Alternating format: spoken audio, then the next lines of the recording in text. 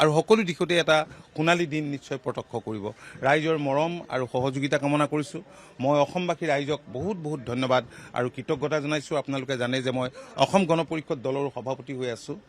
অসম গণ পৰিষদ দল ভাৰতীয় জনতা পাৰ্টীৰ পুৰণা মিত্ৰ আৰু যোৱা 3টা টাৰ্মতে আমি NDAৰ বিজেপি নেতৃত্বাধীন মিত্ৰজোঁটৰ চৰকাৰৰ অংশীদাৰ হৈ আছোঁ আৰু ৰাইজে যোৱা নিৰ্বাচনটোত যেনেধৰণে আমাকো মেণ্ডেট দিলে বহুতেই বহু ধৰণৰ সমালোচনা কৰিছিলে, ইমানখন ছিট পাব, ইমানটো হ'ব, কিন্তু তাৰ বিপৰীতে মইতো কৈ আছিলোঁ যে আমি ডাবল ডিজিট আমি লাভ কৰিম আৰু হয় ডাবল ডিজিট আমি পালোঁ। গতিকে মই অসমৰ জনসাধাৰণকো ধন্যবাদ জনাইছোঁ আৰু মুখ্যমন্ত্ৰী ডাঙৰীয়াক আজি আমাৰ ওপৰত যি ট্ৰাষ্ট বিশ্বাস স্থাপন কৰি তেখেতে যেনেধৰণৰ আজিৰ দিনটোতে এই ঐতিহাসিক দিনটোতে আমাক মন্ত্ৰী হিচাপে যি দায়িত্ব দিবলৈ আগবাঢ়িছে মই তেখেতকো মই অন্তৰেৰে আন্তৰিকতাৰে মই বহুত বহুত ধন্যবাদ জনাইছোঁ আৰু কৃতজ্ঞতা জনাইছোঁ।